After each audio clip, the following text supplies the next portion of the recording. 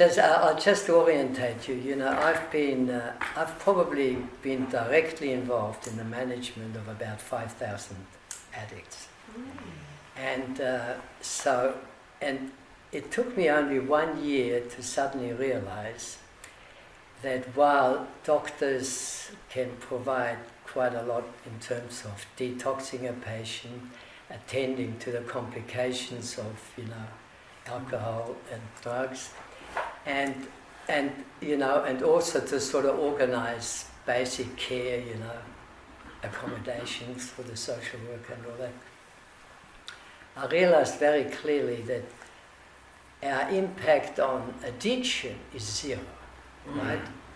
And so I went with the clients or patients, whatever you want to call them. I used to go with them to the groups, and the first thing that struck me is that the way they conducted an AA group was 10 times superior to anything I'd ever seen in terms of psychology or psychiatry. There was a feeling about the group, I mean, I might say an energy about the group, that even made me feel good, almost instantly. And you know, and that's the first thing I realized, the power of a group getting together with a common goal. And so there's a guy called David Hawkins who also was involved with all the early members of AA. And he actually created a map of consciousness. And the thing about that he pointed out was, in this map of consciousness, is that we are all caught up with what we call the ego game, right? You know, which is basically a survival game, right? We're all into survival, and survival is another word for stress, right? So when you're stressed, you can be sure you're into survival, something's threatening you. And if you're in that state long enough, you're going to get sick, right? And of course, this stressful state then pushes people into doing something about it, right? So some people take drugs, some people take alcohol, some people get into sex. So something suddenly gives them this extraordinary experience of well-being, okayness, you know, you're suddenly mellow. You know, when I used to meet the early people when they got drunk, they were actually nice to be with. You know, they were actually quite pleasant. And the thing about it is you see, people think it's the alcohol or the drug that gives you that feeling. Well, that's the first mistake. If you think the alcohol gives you that feeling, right, somehow biochemically, you completely, in terms of consciousness, you drop right down to a very low level. Because the truth is that all the drugs do is they cover all the negativity. You know, they just block out all the shit, so to say, right? And so what it really is it allows some inner powers, some inner reality, which is non-linear, right? It's not cause and effect, it just is. It allows that to shine forth, and hence they use the analogies, you know, that it's like the sun that's always shining and it's the clouds that are covering it, right? And you know, once you really realize that it gets you into a space which is actually our birthright, you know, it's sitting there. It's sitting there to be appreciated.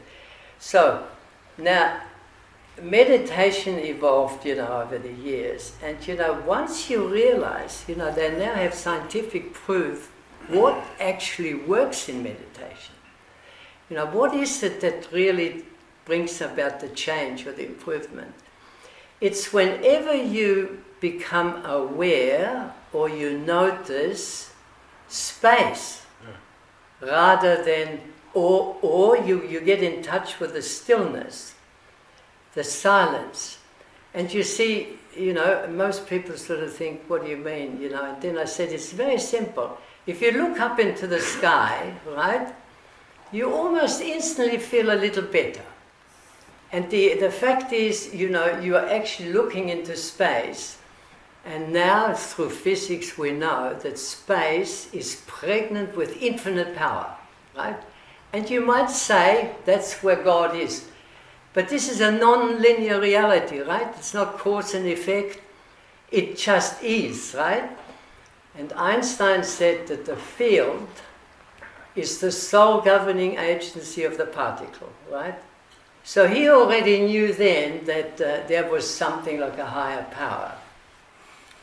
So what he said was so interesting to me is, he said science's religious feeling is one of rapturous amazement at the harmony of natural law, which reveals an intelligence of such greatness that next to it all human effort pales into total insignificance.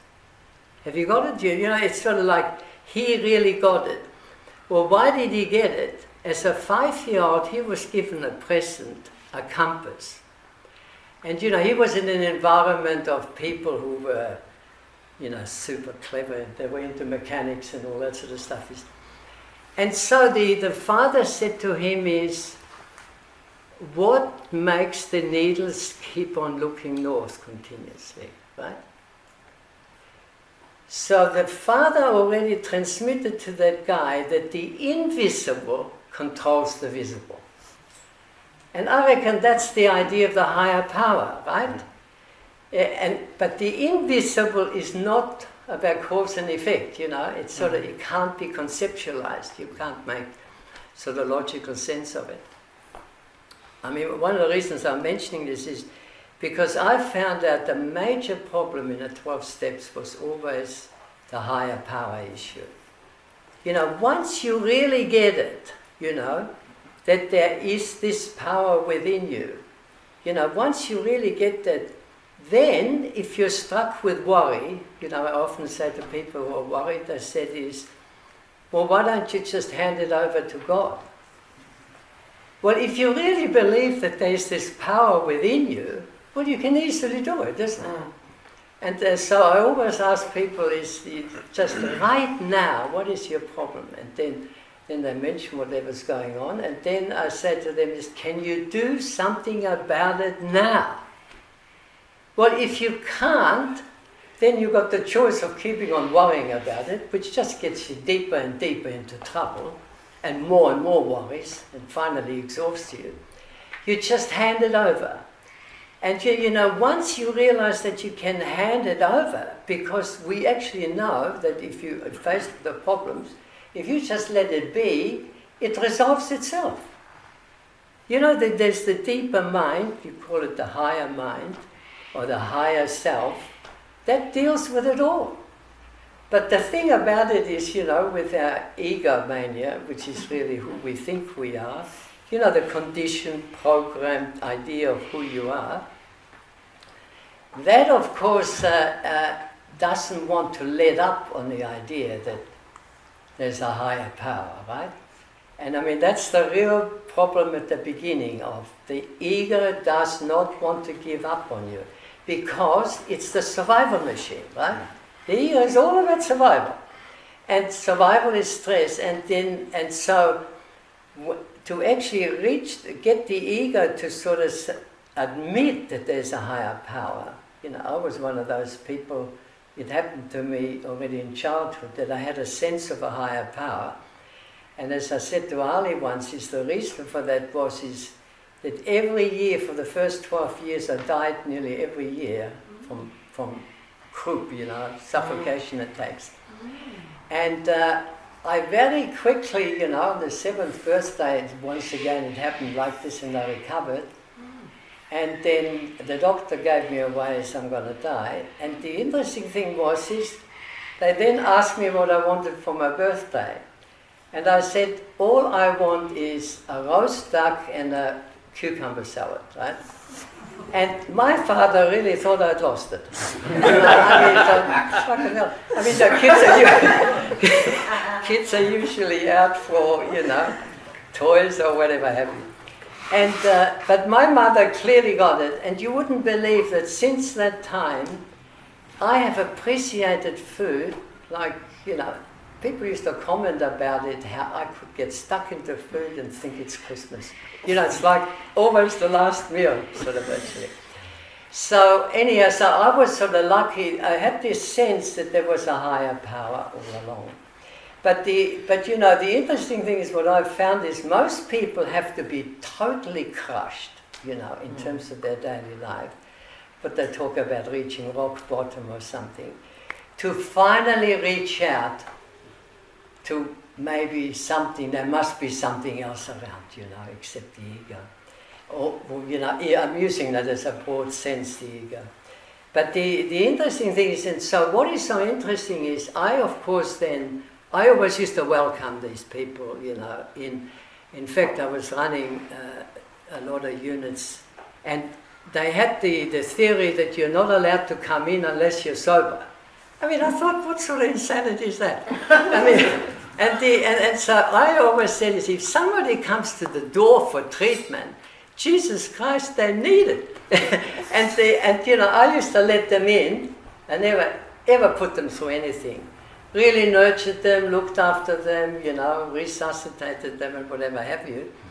And then, of course, after about a few days, you know, they'd be a lot better. And then I'd say, look, if you really want to get over your addiction, you've got to go and join the self-help group, right? AA or something. Well, let me tell you, I reckon 1 in 10 would think that that was a good idea. And so what happened is, I used to rescue people again and again. I used to go to court on their behalf, and you know, and the bloody buggers would be more together than I was in court, because I just had a shot or something, right? And it was just extraordinary. And so finally I realized there's a problem about rescuing people. Because, and so many people do that, you know, they help you out of the, you know, you're really down and out, but they help you out of it. Now you see, the real worry is they now have to go down even further.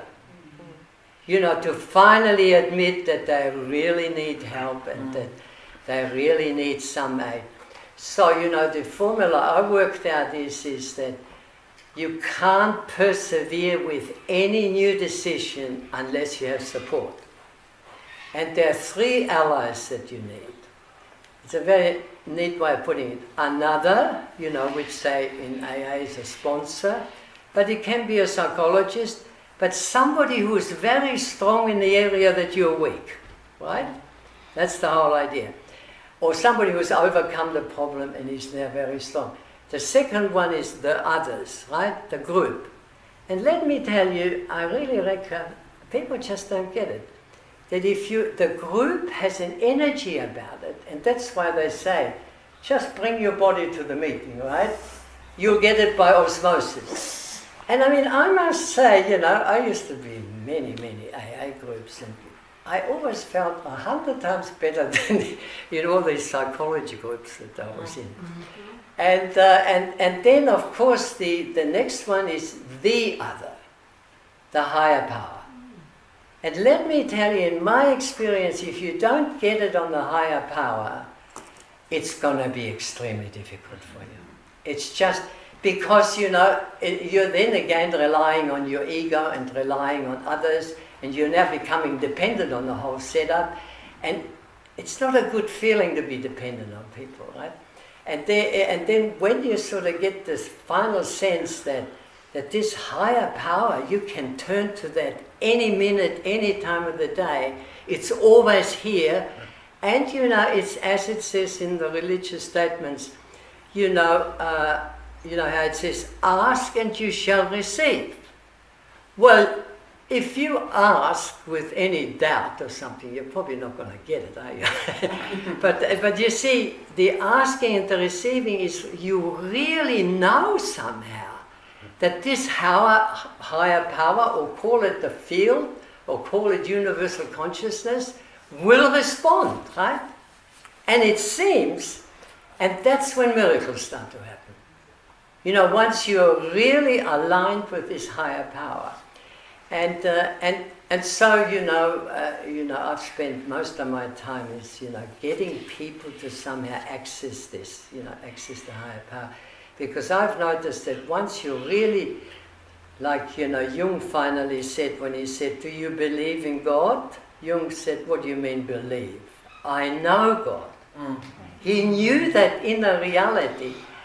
And it's so hard for the ego, it's incredibly difficult to admit to it, It's just like we are all being brought up, if you only make enough effort, if you only try hard enough, you're going to make it.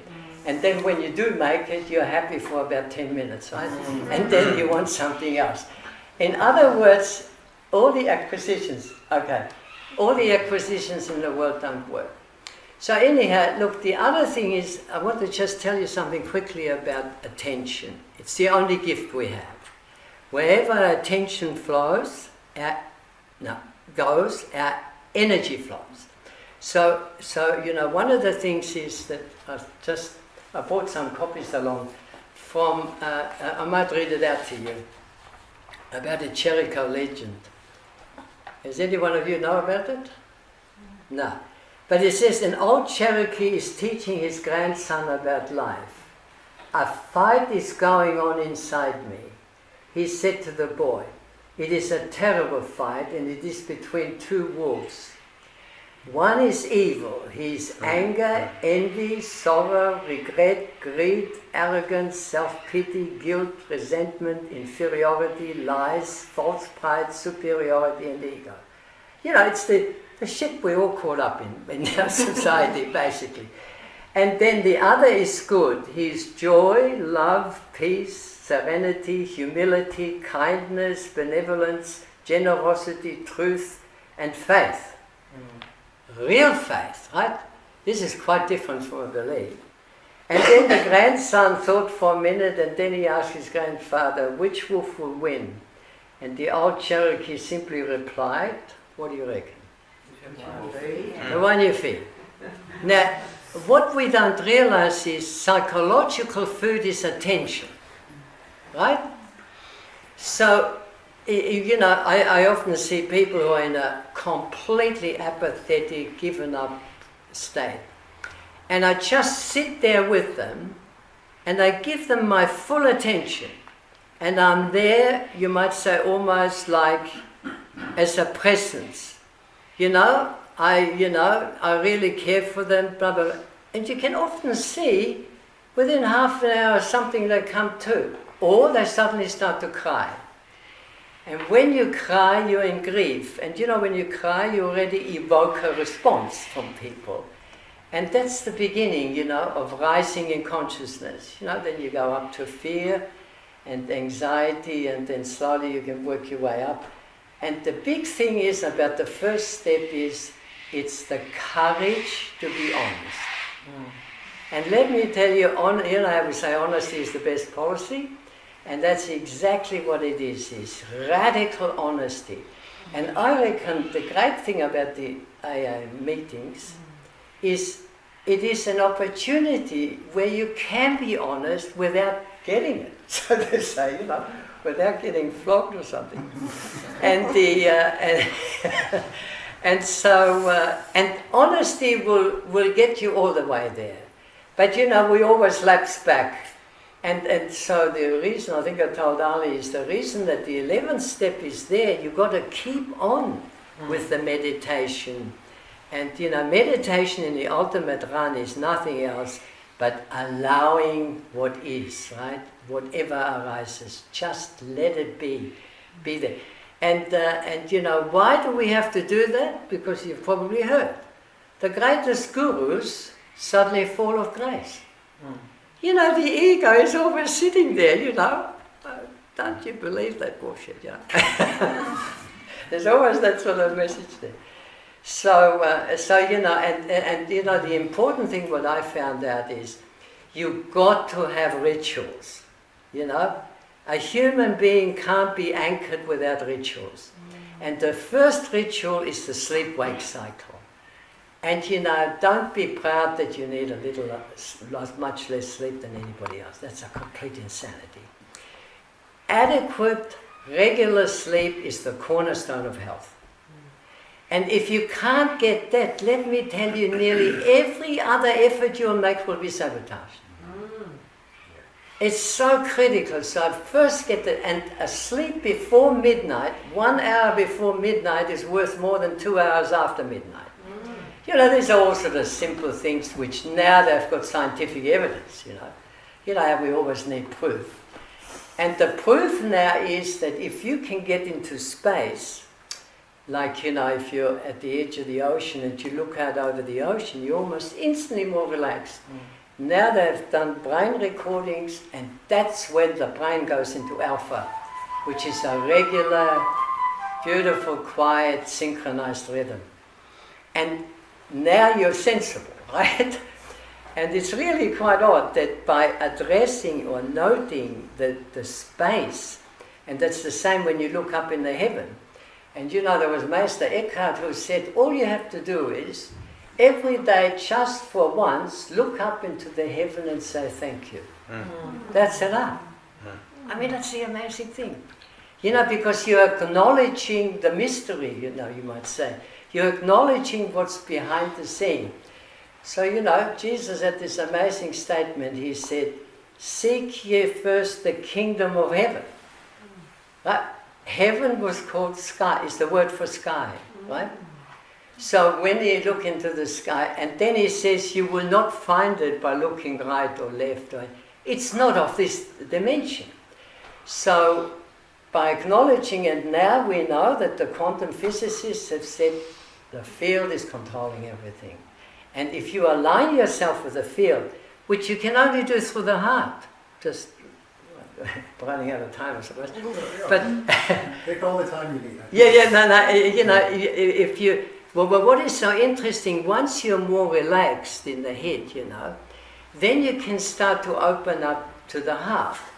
And because the heart communicates with the field, whereas the mind doesn't. And the interesting thing is that what they've found out is in the heart-mouth experiment, if you say they watch a screen, and said, let's say they present a cobra snake, right, a poisonous snake. The heart picks it before it appears. Have you got it? The heart is what's in tune with the non-linear dimension, with the invisible plane. And there's no time. And that's why, you know, a miracle is always about there's no time. You know, it happens like that. Why? Because you're completely in touch with the non-linear, it's the now space. Right?